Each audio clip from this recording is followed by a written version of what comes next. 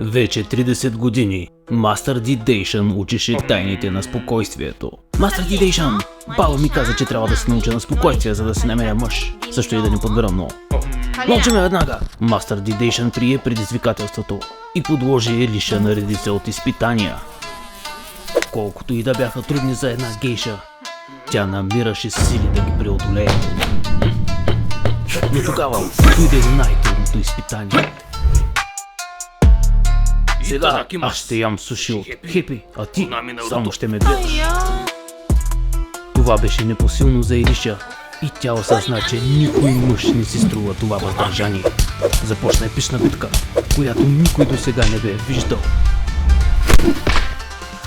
Елиша не успя да се научи на спокойствие, но научи нещо по-ценно. Люто, не ми трябва мъж.